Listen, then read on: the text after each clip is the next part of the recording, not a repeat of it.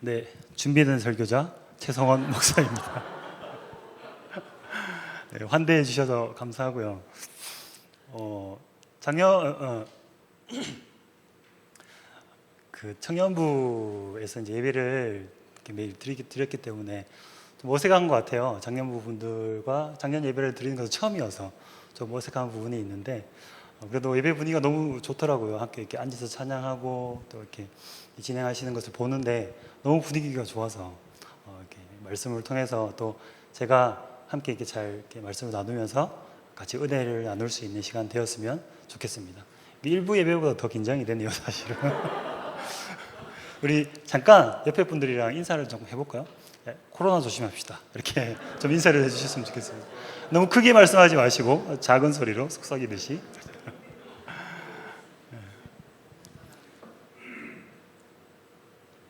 원래 이렇게 인사를 드리고 제가 정 목사님이 코로나 걸리셔서 여기 왔습니다. 이렇게 소개를 하려고 했는데 순서가 조금. 자, 그래서 우리 오늘 함께 나눌 말씀을 좀 이야기를 나눠보겠습니다. 철학자 조지 산타냐라는 사람은 이렇게 얘기했습니다. 과거에서 배우지 못한 사람은 과거를 되풀이한다. 우리가 과거의 어떤 실패했던 경험들을 정직하게 마주하지 못하면 똑같이 앞으로의 우리 인생에서 똑같이 그 실패한 과거를 반복할 수 있다는 것을 이제 이야기하는 거죠. 그래서 우리가 오늘 본문은 사실 지난주에 이스라엘 백성들이 실패했던 그 모습과 이어지는 본문이거든요. 그래서 우리가 지난주의 이야기를 잠깐 생각해 보면 이스라엘 백성들의 실패를 이야기를 했었잖아요. 헤브론을 보면서 눈에 보이는 안악 자손들을 보면서 그들이 자신들을 스스로 메뚜기처럼 얘기했잖아요. 나는 메뚜기다. 그 사람들이 보기에도 우리는 메뚜기다 라고 이야기를 하면서 하나님에 대한 어떤 왜곡, 상황에 대한 왜곡, 또 나아가서는 하나님을 불신하고 또 심지어 하나님을 거역하면서 그 약속의 땅을 우리가 차지하지 않겠다. 우리는 모세 외에 다른 종을 세워서 우리가 다시 애굽으로 돌아가겠다라고 하나님을 거역했던 그런 모습들 우리가 지난주에 살펴보았습니다. 그런데 반대로 여호수아와 갈렙이 있었어요. 하나님이 함께 하심을 기억하면서 또 그 말씀을 붙들면서 하나님이 함께 하시면 그가 기뻐하시면 우리가 능히 이 땅을 차지할 수 있을 것이다 라고 믿음의 고백을 했던 그 갈렙과 여호수아의 모습을 보면서 많이 이제 도전을 받으셨을 텐데 그럼에도 불구하고 백성들이 여호수아와 갈렙을 돌로 치려고 했죠. 10절에서 돌로 치려하고 여호수아와 갈렙을 돌로 치려고 하는 그 장면에 하나님께서 이제 구름으로 이스라엘 백성들 앞에 나타나셔서 그 장막 앞에 회막 앞에 구름과 함께 나타나셔서 모세에게 이렇게 이야기를 합니다. 11절을 좀 보시면 하나님께서 모세에게 이렇게 말씀하셨습니다.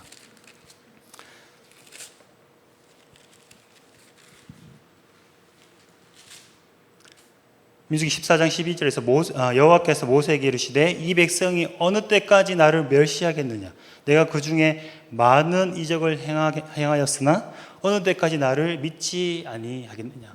여호와 하나님께서 말씀하셨습니다. 어느 때까지 나를 멸시하겠느냐. 어느 때까지 나를 멸시하겠느냐. 그리고 또 말씀하신 것이 내가 그들 중에 많은 이적을 베풀었음에도 불구하고 어느 때까지 나를 믿지 못하느냐. 이런 말씀을 하시죠. 사실 이스라엘 백성들, 하나님께서 이스라엘 백성들을 출애굽시키실 때 10가지 재앙이 있으셨죠. 그들과 함께 하시면서 10가지 재앙을 베푸시고 홍해를 가르시고 또 사막에서 구름으로 임재하셔서 불기둥, 구름 기둥으로 그들을 인도하시고 그들을 보호하시고 또 아말렉과의 전투에서 그들을 지키시기도 하고 하늘로부터 만나와 메추라기를 내리셔서 그들 중에서 많은 이적을 보여주셨어요. 사람으로서 능히 볼 수 없는, 사람으로 능히 할 수 없는 그런 많은 큰 기사와 이적을 보여주셨음에도 불구하고 이스라엘 백성들은 여전히 하나님을 믿지 못하고 있습니다. 22절에서는 이렇게 말씀합니다. 내 영광과 애굽에서 보인 이적을 보고도 10번이나 나를 시험하였다. 10번이나 나를 시험하였다. 하나님이 숫자를 계수하신 것 같지는 않아요. 그만큼 그들이 나를 많이 시험하고 나에게 불순종했다. 그리고 내 목소리를 청정하지 않은 이 백성이라고 하면서 하나님께서 불순종한 이스라엘 백성들에게 자신의 화가 나신 그 감정을 마구마구 표현하시는 거죠. 그리고 12절에 보시면 결국에는 이스라엘 백성들과 함께하는 이 동행의 여정을 하나님께서 포기하려고 하세요. 그래서 12절에서 내가 전염병으로 그들을 쳐서 멸하고 내게 그들보다 크고 강한 나라를 이루게 하겠다. 함께했던 이스라엘 백성들, 반역했던 이스라엘 백성들을 전염병으로 다 치고 모세에게 하신 말씀이에요. 모세 너와 함께 새로 시작하겠다는 말씀을 하시는 거죠.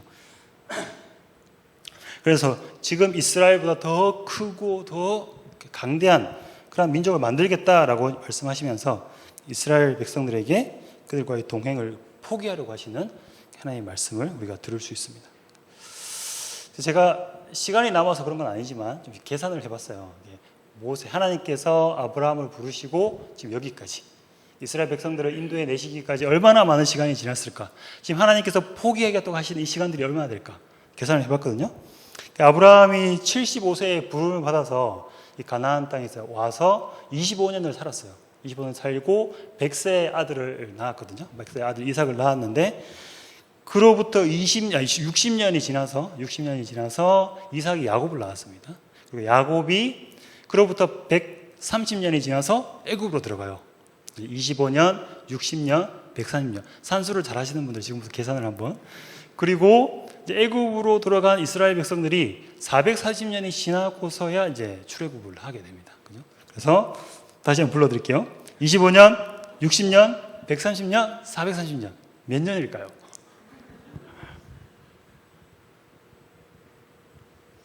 여기서 함정이 있어요. 함정이.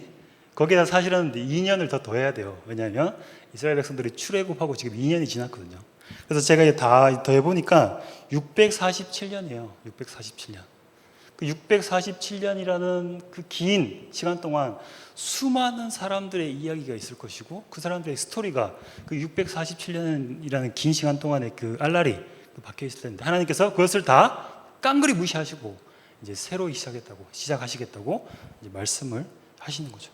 그만큼 하나님께서 그의 감정이 그분의 진노가 이제 크신 거죠. 크신 거죠.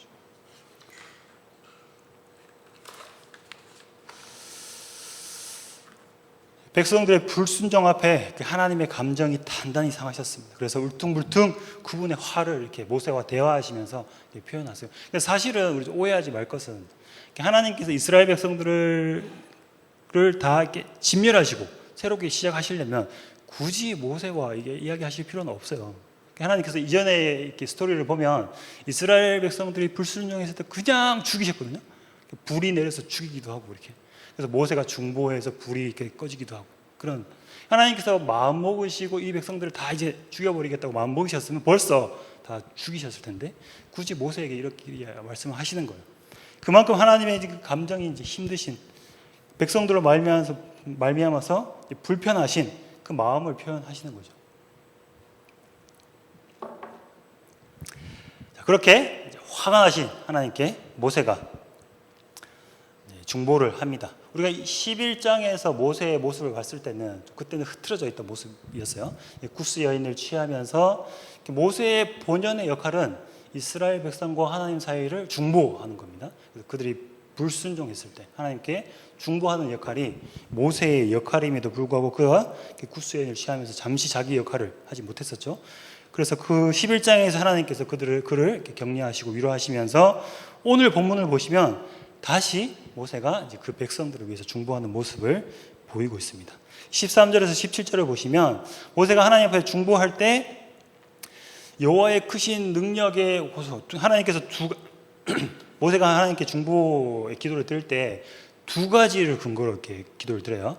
첫 번째는 하나님의 크신 능력에 근거해서 하나님의 크신 능력에 호소하며 중보를 하는데 이 13절과 14절을 보면 히브리어로 케레브라는 단어가 이제 반복돼요. 케레브, 속, 내장, 그들 가운데 이런 의미가 있는 단어인데 13절에서 사용된 케레브는 애굽인들 가운데 있던 백성이에요. 애굽인들 가운데 있던 백성.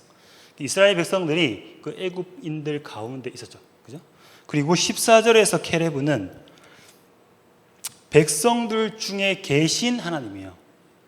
그래서 연결해서 보면 하나님께서 애굽 땅에서 그들 가운데서 종살이 하던 백성들을 구원하셔서 이제 그들 가운데 계시는 거죠.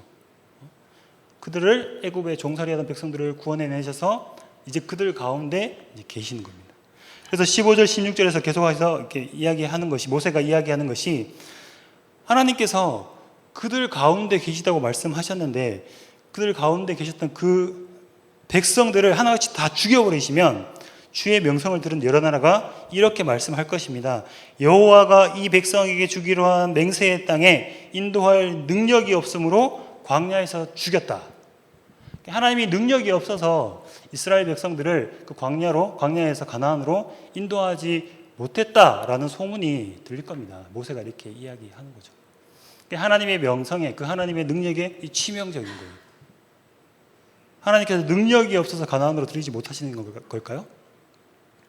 하나님께서 백성들을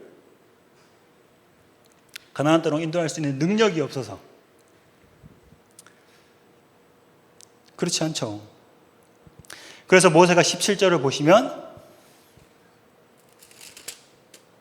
이제 구하옵나니 이제 말씀하신 대로 주의 큰 권능을 나타내 주십시오. 하나님은 그런 능력이 없으신 분이 아닙니다.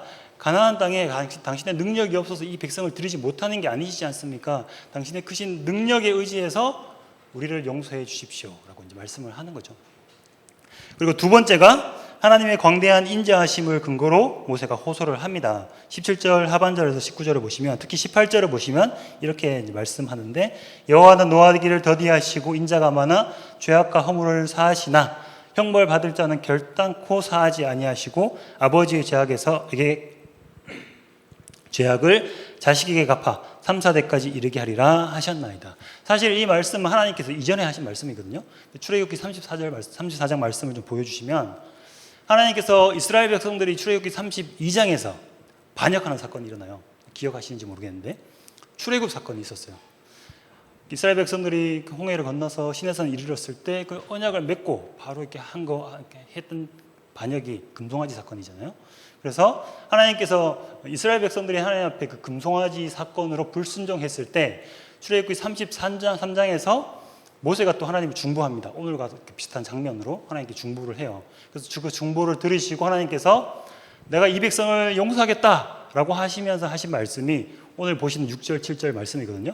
여호와라 자비롭고 은혜롭고 노하기를 더디하고 인자와 진실이 많은 하나님이라. 인자를 1000대까지 베풀며 악과 과실과 죄를 용서하리라. 하나님 그런 분이에요. 하나님 있습니다. 감사합니다. 하나님 그런 분이세요. 자비롭고 은혜롭고 노하기를 더디하셔서 큰 인자, 큰 사랑, 그 언약 안에서 끊을 수 없는 그 크신 사랑을 가지신 분이셔서 그 언약에, 그 관계에 신실하셔서 자기에게 용서를 구하는 백성들에게 용서를 베푸시는 분이 하나님이세요. 이것이 하나님의 성품이죠. 하나님의 성품입니다. 그래서 그 하나님의 크신 인자하심에 의지해서 모세가 19절에서 하나님께 용서를 구합니다. 구하옵노니 주의 인자의 광대하심을 따라 이 백성의 죄악을 사하시되 애굽에서부터 지금까지 이 백성을 사하신 것 같이 지금까지도 하나님께서는 이스라엘 백성들을 자기의 인자하심에 의해서 용서하셨어요. 모세의 중보로 하나님께 용서를 구할 때 용서하시는 그 하나님께서 용서하셨단 말이죠. 그래서 그것을 근거로 하나님 이 백성들을 또 용서해 주십시오라고 이제 말씀을 하는 거예요. 하나님의 크신 능력, 하나님의 그 인자하신 성품, 인자하신 그 하나님, 그렇게 하나님의 어떠하심을 근거로 용서를 구했더니 어떻게 됐을까요?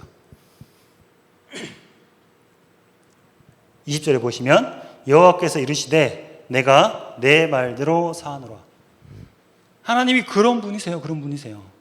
우리의 어떠함 때문이 아니라 우리가 하나님께 잘 빌고 우리가 어떻게 행동을 잘 고쳐가지고 하나님 좀 봐주시고 우리 좀 용서해 주십시오 해서 하나님께서 용서하시는 것이 아니라 하나님은 워낙 그러신 분이에요. 워낙 당신의 백성들이 그 인자가 크신 하나님, 능력이 크신 하나님께 용서를 구할 때 용서하시는 분이에요.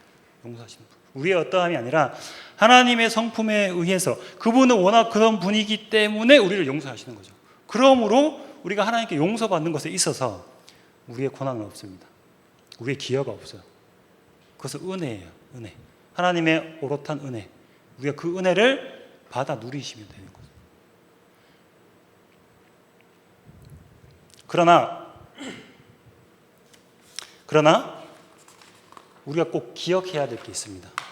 그렇게 하나님은 당신의 능력에 의해서, 당신의 인자하심에 의해서 우리를 용서하시지만 우리가 꼭 기억해야 할 것은 하나님께서 이제 공의로 죄를 용서해 주시는데 그 공의에는 순종한 자들에게는 상을 주시지만 불순종한 자들에게는 벌을 주십니다. 그래서 오늘 22절, 23절을 보시면 불순종했던 그 백성들이 감당해야 할 그 죄의 대가에 대해서 이제 말씀을 하세요.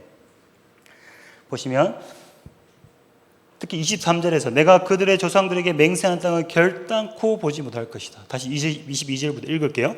내 영광과 애국과 광야에서 행한 내 이적을 보고서도 이같이 10번이나 나를 시험하고 내 목소리를 청정하지 아니한 그 사람들은 내가 그들의 조상들에게 맹세한 땅을 결단코 보지 못할 것이다. 그리고 나를 멸시하는 그 사람은 한 사람도 그것을 보지 못하리라. 이스라엘 백성들의 불순종한 대가예요, 대가. 하나님은 용서하셨어요. 용서하셨어요. 그 하나님의 어떠하심에, 그 하나님의 성품에 의해서 우리가 용서를 구할 때 용서를 하셨어요. 그러나 우리가 불순종했을 때, 죄를 범했을 때 그에 대한 대가 지불을 말씀하세요. 출애굽기 34장 말씀을 다시 한번 보여주시면 7절에서 그러나 벌을 면제하지 아니하고 라고 분명히 말씀하고 계시죠. 그래서 아버지의 악행을 자손 3, 4대까지 보응하리라. 그 아버지의 악행을 자손 3, 4대까지 보응하리라. 저걸 좀 이해를 잘 해야 되겠죠. 내 아버지가 지은 죄를 왜 내가 감당을 해야 되나 라고 생각할 수 있지만 이제 일반적으로 저 문장을 이해할 때는 그 당시에 가족이라 하면 3, 4대가 같이 살았어요. 우리 옛날에 이제 전통적인 문화처럼 할아버지가 살고 부모 세대가 살고 자녀 세대가 산단 말이죠. 그래서 그 가정이 함께 살고 있어요. 그래서 그 안에서 한 사람의 잘못으로 이 가정이 함께 그 잘못을 책임지기도 이제 하는 거죠. 그렇게 이해하시면 됩니다. 그래서 하나님께서 용서하시지만 반드시 벌을 면제하지는 않으신다고 이제 말씀을 하세요.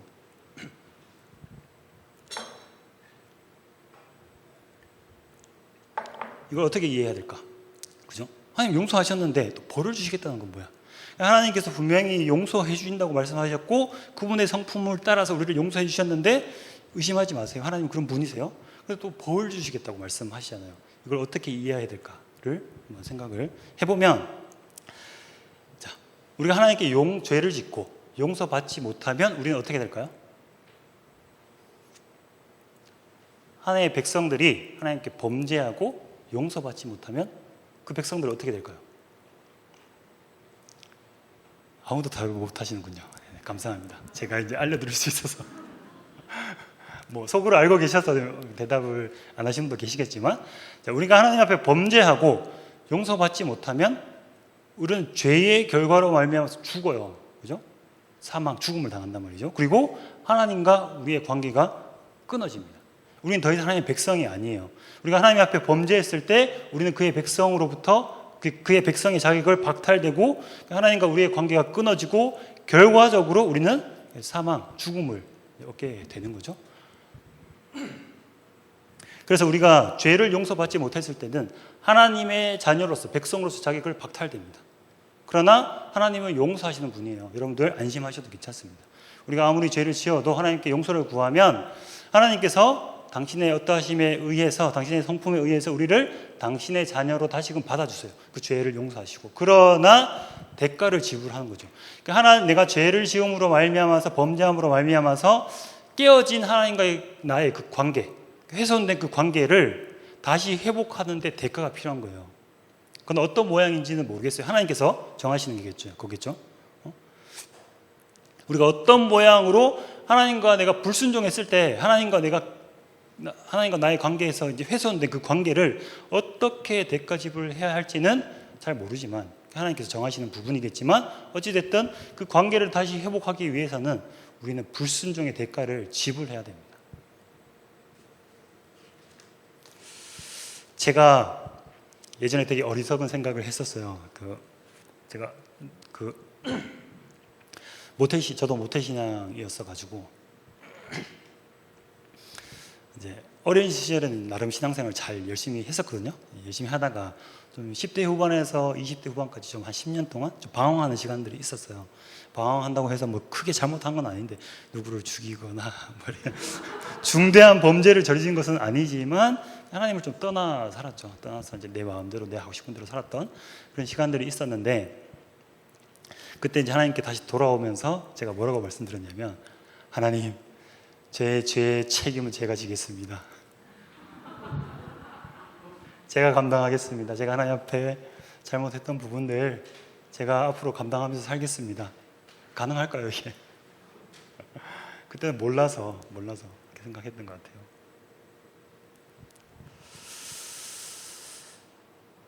자, 그래서 우리가 그 27절부터 35절까지를 계속해서 보시면 하나님께서 어떻게 그 백성들이 그 죄의 대가를 지불하게 될 것인지를 분명하게 말씀을 하시는데, 슬라이드를 좀 보여주시면 구조가 있어요. 27절에서 35절까지 구조가 있는데 동심 구조죠. A가 A-가 상응하고 B와 B-가 상응하고 C와 C-가 이렇게 마주보고 있는데, 자, 하나님께서 그 27절과 35절을 보시면 이 여호와를 원망하고 거역했던 이 악한 회중을 향해서 반드시 징계하겠다고 말씀하십니다. 이 악한 백성들에게 반드시 징계하겠다. 28절에서 내가 살아있음으로 맹세하는데, 자, 하나님의 살아계심으로 맹세하는 것은 가장 완전한 맹세예요. 더 이상 무엇으로도 완전한 맹세를 할 수 있겠어요? 하나님께서 자신의 살아계심으로 맹세하는 것은 반드시 이루시는 완전한 맹세인데, 27절에서는 그 원망의 말을 들으시고 내 귀에 들린 대로 너희에게 행하겠다.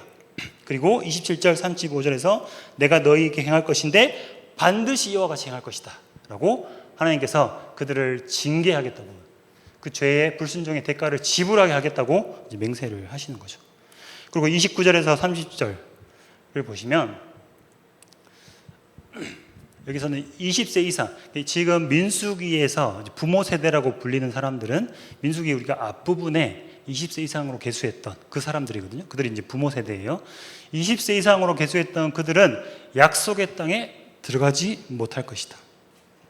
20세 이상으로서 계수된 자, 곧 하나님을 원망했던 그 자 모두가 전부가 그 땅에 들어가지 못할 것이다. 그래서 34절을 보시면 그 땅을 정탐한 날수를 1년으로 쳐서, 하루를 1년으로 쳐서 40년 동안 그 죄를 담당하게 하겠다라고 말씀하시면서, 단 30절에서는 여분의 아들 갈렙과 눈의 아들 여호수아를 제외하고는 30절에서 내가 그들에게 살게 하리라 약속하신 약속의 땅으로 결단코 들어가지 못하게 하겠다라고 그 징계의 대가, 불순종의 대가를 말씀하십니다. 부모 세대, 광야 1세대는, 부모 세대는 이 약속의 땅에 들어가지 못해요. 이게 하나님의 징계의 대가예요. 하나님의 그 범죄한, 불순종한 대가죠. 근데 좀 이해할 수 없는 부분은 31절에서 33절을 보시면 그 자녀 세대에 대한 대가도 말씀하시거든요. 그 자녀 세대에 대한, 보시면 너희 유아들을 인도하여 드릴 것이고 33절에서 너희 자녀들은 40년 동안 광야에서 방황하는 자가 될 것이다. 자, 그 약속한, 그 부모 세대가 거절했던 그 땅은 그 자녀들이 들어가요. 하나님께서 허락하셨단 말이에요. 그 자녀들은, 광야 2세대는 그 땅에 들어가긴 갈 거야. 대신에 33절에서 말씀하신 것처럼 그 부모들과 함께 40년을 광야를 방황하고 난 후에 들어갈 거야. 이렇게 말씀하셨거든요. 뭐 자녀 세대 입장에서 보면 굉장히 억울하죠. 우리가 하나님께 반역하고 불순종한 게 아닌데 왜 우리가 그런 대가를 감당해야 하나, 이렇게 생각할 수 있지만, 이스라엘 백성들에 대해서 하나님께서 용서하지 않으셨으면 그 자녀 세대까지도 들어가지 못해요. 하나님과 깨어진 그 관계 때문에 그들은 약속의 땅을 차지할 수 없습니다. 그러나 하나님께서 용서해 주심으로 말미암아 광야 2세대라도 그 약속의 땅을 들어갈 수 있어요. 대신에 공의로 심판하시는, 공의로 죄를 용서하시는 하나님께서 그 자녀 세대가 그 부모의 죄의 대가인 그 40년을 광야에서 방황하는 시간들을 보내야 한다는 거죠. 이것은 그들의 죄의 대가예요. 그 죄를 용서받음으로 말미암아서 하나님과 관계 안에서 가나안 땅을 들어갈 수는 있지만 그 죄에 대한 대가로 말미암아서 이들은 광야를 방황해야 합니다.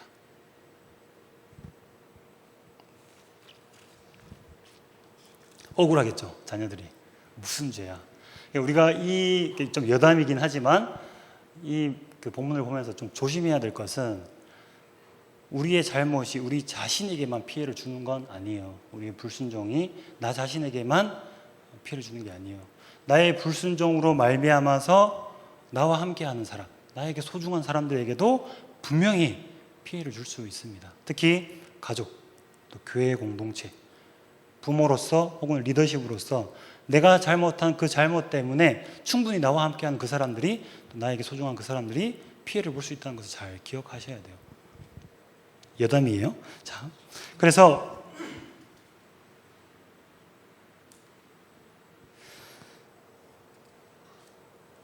그리고 하나님께서 36절에서 38절을 보시면 그렇게 그 정탐한 땅을 악평해서 이스라엘 백성들로 하여금 원망하게 만들었던 그 정탐꾼들에 대해서 징계하시죠. 그들을 재앙으로 죽이십니다.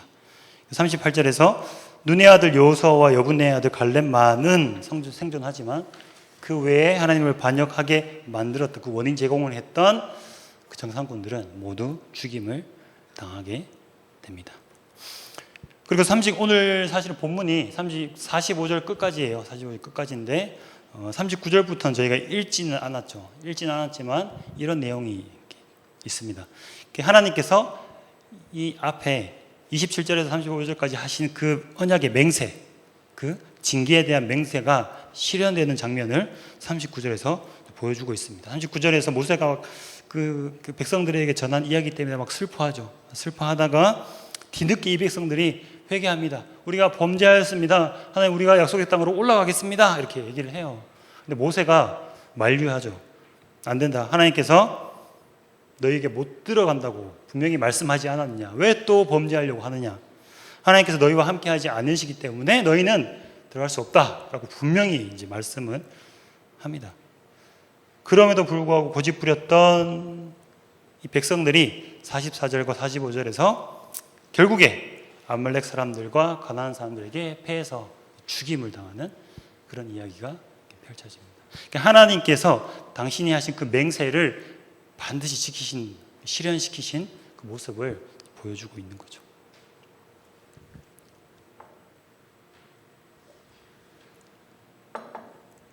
제가 처음에 시작할 때 과거에서 배우지 못한 사람은 과거를 되풀이한다라고 이제 좀 말씀을 드렸는데, 좀 우리의 과거의 불순종의 모습을 돌아보았으면 좋겠어요. 정직하게.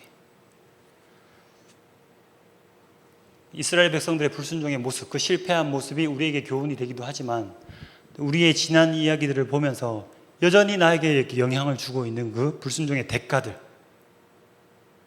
하나님께 용서받았지만 여전히 내가 그 반역으로 말미암아서 하나님께 순종하지 못함으로써 하나님을 떠나 살아감으로써 우리가 겪게 되었던, 또 오늘 지금을 살아가는 우리에게 영향을 주고 있는 그런 대가들에 대해서 진지하게 생각해 보셔야 됩니다. 그것을 여러분들께서 담담하게 보지 못하면, 정직하게 보지 못하면 우리는 똑같은 실수를, 똑같은 불순종을 또 할 수밖에 없는 거죠. 그 여전히 그때 받았던 내가 관계에서의 상처, 제 정서의 어떤 그 아픈 흔적들이 지금에까지 영향을 주고 있는 것 같아요. 이런 말씀을 드리는 이유는 불순종하는 시간이 없으시면 감사하겠는데, 혹시 여러분들의 인생에 지난 시간들에 불순종했던 그런 시간들이 있다면 정직하게 그것을 돌아보셔야 됩니다. 그것을 받아들여야 됩니다. 그래야 우리는 앞으로 똑같은 실수를 하지 않는 것입니다. 그래서 우리가 이스라엘의 실패를 통해서 그 실패의 역사를 돌아보면서 우리의 교훈으로 이제 삼아야죠. 우리의 교훈으로 삼아야 되는데, 그럼 그 이스라엘 백성들이 실패함으로써 대가 지불하게 된 그 잃어버린 광야의 그 40년의 시간, 그 시간들이 우리에게는 어떤 교훈이 되는지를 한번 같이 이야기해 보도록 하겠습니다. 먼저 광야 1세대의 그 잃어버린 광야의 40년. 그래서 불순종함으로 말미암아서 그 죄의 대가로서 그 광야 40년을 잃어버렸잖아요. 잃어버렸는데 그 슬라이드 좀 다시 한번 보여주세요. 그래서 구조 그 바로 전에 네 맞습니다. 그 바로 전에 구조를 좀 보여주시면 제가 아까 구조 똑같은 구조예요. 하나님 이스라엘 백성들이 받게 될 그 징계의 대가에 대한 내용인데 거기에서 아까는 빼놓았던 장면들이 있어요. 보시면 그 노란 글씨로 표시되어 있는데 너희 시체가 이 광야에서 엎드러질 것이다. 너희 시체는 이 광야에서 엎드려질 것이다. 너희 시체가 광야에서 소멸되기까지 그들이 광야에서 소멸되어 거기서 죽으리라. 하나님께서 이들을 징계하시겠다고 그 대가를 지불하게 하시겠다고 말씀하면서 말끝마다 그들은 광야에서 죽어 쓰러질 것이다 이렇게 말씀을 하세요. 그들은 광야에서 쓰러져 죽게 될 것이다. 이들은 그 약속의 땅의 가나안을 잃어버렸습니다. 그 40년 동안 방황하면서 광야에서 쓰러져 죽어가면서 하나님께서 처음 약속하셨던 그 약속의 땅을 잃어버렸어요. 그 약속의 땅이 가나안은 어떤 땅이냐? 신명기 6장 말씀을 좀 보여주세요. 신명기 6장 말씀을 보여주시면 자, 이는 곧 너희 하나님 여호와께서 너희에게 가르치라고 명하신 명령과 규례와 법도라. 5장까지의 말씀을 말씀하시는 거예요. 이 앞에 하나님께서 말씀하신. 그런데 그 법도는 너희가 건너가서 차지할 땅에서 행할 것이다. 그 법도가 너희가 그 땅에 건너가서 그 땅이 차지했을 때 그것은 너희가 지켜야 할 것이다. 그 땅은 하나님의 말씀에 순종함으로 들어갈 수 있는 그 순종함으로 살아가는 그런 땅입니다. 그리고 그 3절을 보시면 이스라엘아 듣고 그것을 삼가 행하라. 그리하면 내가 복을 받고 내 조상의 하나님 여호와께서 내게 허락하신 같이 젖과 꿀이 흐르는 땅에서 내가 크게 번성하리라. 이 말씀을 너희가 들어가서 거기서 지키면 너희가 복을 받고 그 땅에서 번성할 것이다. 그 약속의 땅은 하나님의 말씀을 순종하면서 살아가는 땅이에요. 조금 다르게 표현해서 좀 질문을 드릴게요. 자, 하나님의 백성들이 하나님의 말씀에 순종하면서 살아가는 그곳이 어디일까요? 하나님의 백성들이 하나님의 말씀에 순종하면서 살아가야 하는 그 곳, 그 땅, 그 약속의 땅 어딘 것 같아요? 대답하신 분 계시는 분 아닌가? 자, 하나님의 백성들이 하나님의 말씀에 순종하면서 살아가는 그 땅은 하나님의 나라입니다. 하나님 나라. 하나님 그리고 하나님의 백성들이 하나님과 함께하면서 하나님의 말씀에 순종하면서 살아가는 그곳은 바로 하나님 나라예요. 예수님께서 하나님 나라가 너희 안에 있다고 말씀을 하세요. 우리가 우리의 현실 속에서 일상 속에서 하나님 나라가 저 멀리 어딘가에 그 물리적인 공간에 있는 것이 아니라 우리가 하나님의 백성으로서 그분의 말씀을 듣고 살아가는 곳은 곧 약속의 땅이자 가나안이자 하나님의 나라인 거예요. 그런데 이스라엘 백성들은 그 하나님 나라를 잃어버렸어요. 잃어버렸습니다. 하나님께 불순종함으로 말미암아서 그렇게 대가를 지불함으로 말미암아서 그 하나님 나라를 잃어버렸습니다. 갈라디아서 5장 17절 말씀을 좀 보여주시겠어요?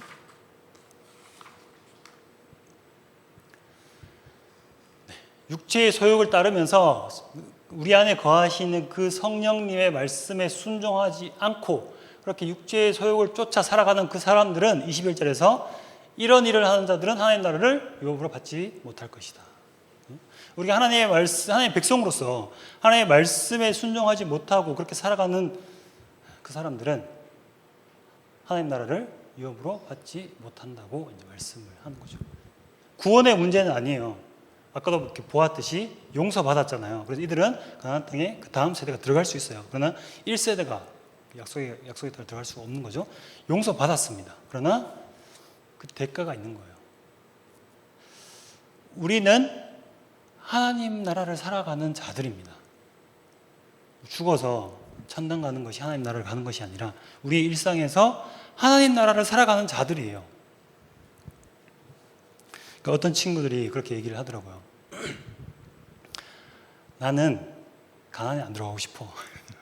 왜냐하면 가나안에 이렇게 우리 교회에서 이제 메시지를 많이 하시면서 가나안 곧 유업으로 많이 말씀을 하세요, 교회에서. 그래서 물론 그것도 맞고, 그러다 보니까 자기의 유업을 일구는 삶을 위해서 고민도 해야 되고 씨름도 해야 되고 노력도 해야 되고 하니까 그냥 차라리 나는 광야에서 살겠다 이렇게 나눔하는 친구들도 봤어요. 그것은 너무 그 가나안을 유업으로만 결부를 시켜서 이제 그런 거지만, 우리가 그 가나안이 하나님 나라라고 이렇게 생각을 해 보면 우리는 하나님 나라를 살아가는 자들입니다. 하나님 나라를, 우리의 일상 가운데 하나님 나라를 살아가는 것이 우리의 본분이에요. 하나님께서 우리를 그렇게 지으셨어요. 에덴 동산에서 하나님께서 아담과 하와를 창조하시고 그곳에서 하나님의 말씀에 순종하도록, 그리고 이렇게 순종함으로써 하나님의 어떤 대리 통치자로서 그렇게 하나님의 말씀에 순종하면서 살아가도록 지으셨죠. 근데 불순종함으로써 그 하나님 나라를 빼앗겼어요. 에덴에서 추방당했습니다. 그래서 애굽에서 시간이 흘러서 애굽에서 종살이를 했죠. 하나님 나라를 잃어버린 채 죄의 종으로서, 불순종의 종으로서 그 사망과 그 사탄의 권세 아래에서 그렇게 종살이하던 우리를 하나님께서 다시금 회복시키셨잖아요. 출애굽시키셨어요. 그리고 약속의 땅인 가나안으로 들이시는데, 아까도 말씀드렸듯이 그 하나님의 나라인 가나안, 하나님 나라인 가나안, 그 땅으로 들이신단 말이에요.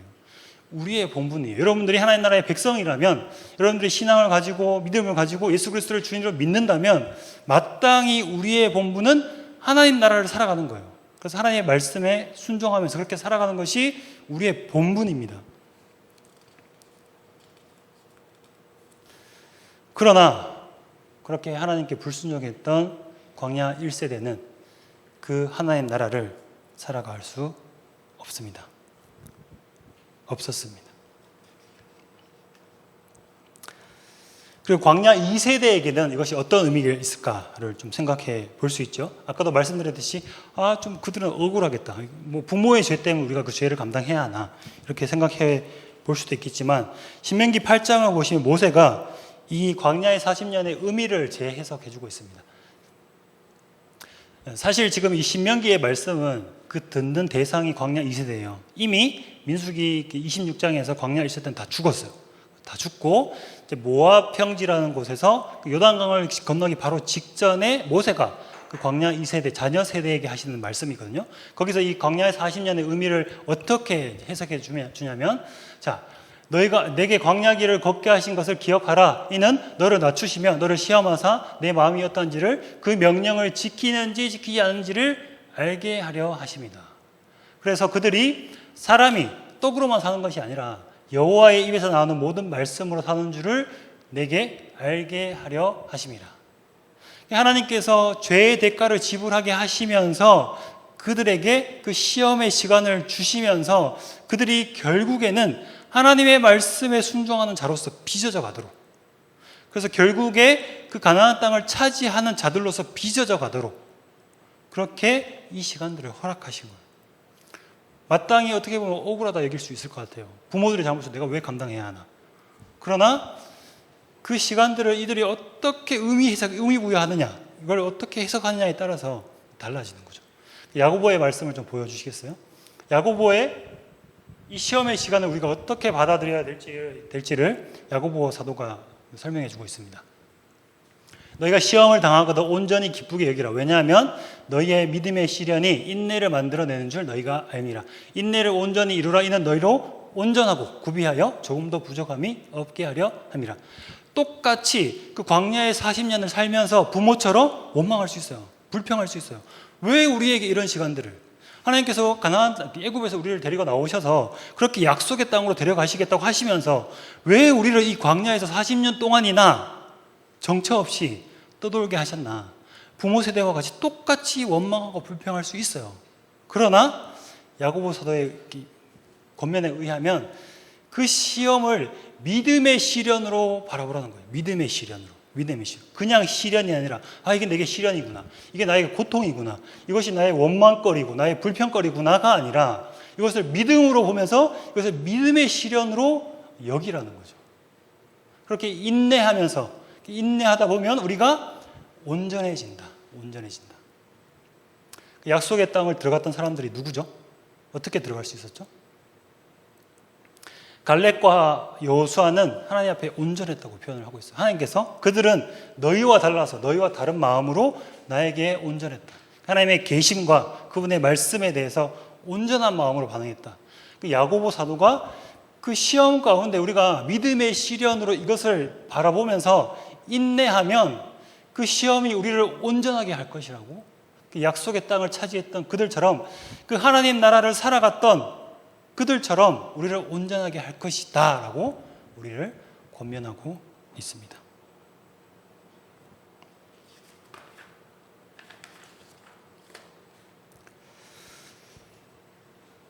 우리가 하나님과 동행하면서 그분의 말씀에 순종하면서 하나님의 나라를 살아가기 위해서 반드시 필요한 것은 시련이 아니라 믿음의 시련이에요. 믿음의 시련. 단순히 시련으로서 그 시간들을 이해하는 것이 아니라 우리가 믿음으로 그 시련을 받아들여야 합니다. 마지막으로 우리가 에베소서 4장 말씀을 통해서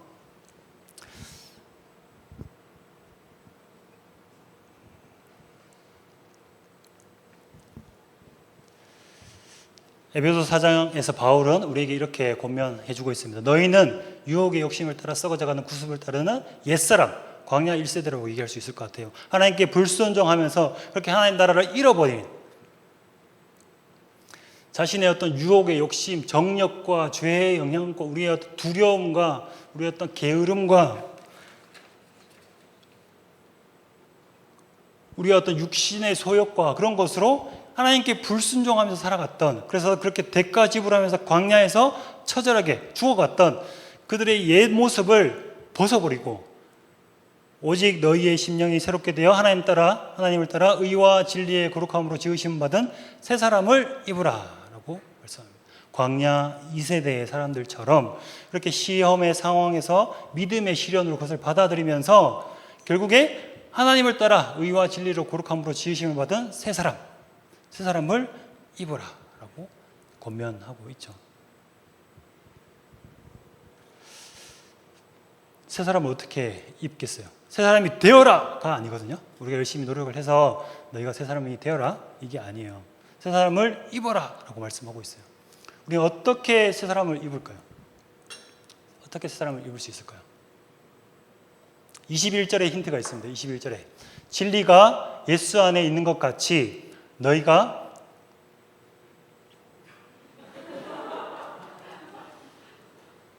참으로 그에게서 듣고 또한 그 안에서 가르침을 받았을진대 라고 말씀하고 있습니다. 자, 우리가 하나님 나라를 쟁취했던 그 온전한 새 사람처럼 살아가기 위해서는, 자, 우리 안에 거하시는 성령 하나님과 함께 우리 안에 거하시는 그 하나님의 말씀을 듣고 보고 그 말씀에 순종하는 거예요. 그 말씀에. 우리가 말씀을 듣고 말씀을 볼 때 우리 안에 계시는 성령께서 우리를 가르치시고 우리를 깨닫게 하십니다. 여러분들의 마음속에 오늘 이 설교를 듣고 혹은 매일매일 그 성경을 통독하면서 여러분들의 마음속에 깨달아지는 그 교훈들, 그것에 순종하시는 거예요. 그 말씀에 순종하시는 거예요. 그렇게 할 때 우리가 그 가르침으로 말미암아서 새 사람을 입을 수 있는 거죠. 우리의 심령이 새롭게 되어서 우리가 새 사람을 입을 수 있게 되는 것입니다.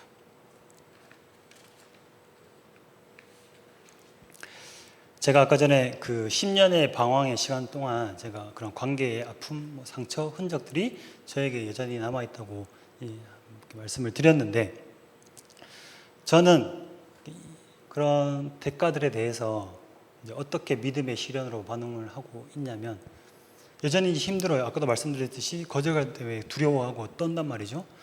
그럼에도 불구하고 제가 그것을 가지고 하나님께 나아가는 거죠. 두려워서 도망치는 게 아니라, 그 거절감 때문에 도망치는 게 아니라, 그럼에도 불구하고 제가 그것을 마주하고 그것을 하나님과 함께 씨름하고자 애를 씁니다. 수련회를 갔다 와서 작정한 게 있어요. 정오 기도를 꼬박꼬박 하면서 어떨 때는 늦게 하기도 하고 일찍 하기도 하고 아니면 이렇게 안 하기도 하고 그런 적도 있었는데, 그 정해진 시간에 정오기도를 꼬박꼬박 하면서 내가 그 두려움에, 그 거절감에 주눅들기보다 하나님께서 나와 함께 하시고 이제까지 내게 해주셨던 그 말씀들, 나를 사역자로 세워주시고 나에게 나를 격려하시고 위로해 주셨던 그 말씀들 내가 다시금 기억하겠노라고 스스로 결단을 했습니다. 저에게 만약에 이런 그 방황의 시간이 있었던 상처와 아픔이 없었다면 저는 이렇게까지 치열하게 하나님께 나아가지 않았을 겁니다. 아쉬운 게 없었거든요. 예전에는 아쉬운 게 없었거든요. 그냥 하루하루 제가 즐기고 누리고 행복해했던 것들을 이렇게 하면서 살았어요. 그런데 내 안에 그런 아픔이 있고 고통이 있고 처절함이 있으니까 가만히 있을 수가 없는 거죠. 가만히 있을 수 없는 거. 제 힘으로 견뎌낼 수가 없어요. 결국에는 치열하게 하나님께 나아가는 수밖에 없더라고요. 그렇게 우리의 그 시험의 상황들 가운데 우리가 믿음의 시련으로 그것을 받아들이셔야 합니다. 거창하게 신앙생활을 이해하실 필요 없을 것 같아요. 우아하게 교회 와서 매주 주일 예배 드리고 교회에서 가르치는 어떤 수준 높은 그 훈련들 많이 있잖아요. 그걸 다 이수하면서 그렇게 우아하게 신앙생활을 할 필요 없는 것 같아요. 물론 죄송합니다. 말을 잘못 할 필요가 없는 게 아니에요. 그게 우선순위가 아니다는 말씀을 드리고 싶어요. 그렇게 해야죠. 그렇게 해야 되는데 목사님께서 보고 계실지도 모르겠는데 그런 말씀을 드리는 게 아니라 우선순위의 문제, 우선순위. 우리가 신앙생활을 한다는 것은 그 본질은 하나님의 말씀을 우리가 눈으로 보고 듣고 그 말씀을 통해서 우리 마음속에서 성령께서 가르치시고 교환하는 그 세미한 음성에 우리가 하루하루 순종하면서 그렇게 살아가는 것이 우리 신앙생활의 본분입니다. 그것이 우리가 하나님 나라, 그 약속의 땅을 지금 현재 여기에서 누리면서 살아가는 거죠. 하나님의 말씀에 순종하지 않으면서 어떻게 유업을 일구실 수 있겠어요? 유업은 그렇게 하나님의 말씀을 순종하면서 살아갈 때 하나님께서 우리에게 주시는 거예요. 하나님께서 우리에게 열매로 주시는 거란 말이죠. 하나님의 말씀에 순종하지 않으면서 유업만 계속 고민할 수는 없어요. 우선순위가 바뀐 거죠. 유업을 고민하지 말자가 아니에요. 우선순위가 바뀐 거예요. 마찬가지로 우리가 하나님 나라를 살아가자라고 소시적에 많이 주장하셨을 것 같아요. 많이 외치셨을 것 같아요. 하나님 나라 살아갑시다 라고 많이 외치셨을 것 같은데 우리 안에 계시는 그 하나님의 말씀에 순종하지 않으면서 어떻게 하나님 나라를 살아갈 수 있겠습니까? 공연불이에요. 내 안에서 나에게 감동하시면서 나를 가르치시고 나에게 교훈하시는 그 하나님의 말씀에 우리가 순종하지 않으면서 어떻게 하나님 나라를 살아갈 수 있겠습니까?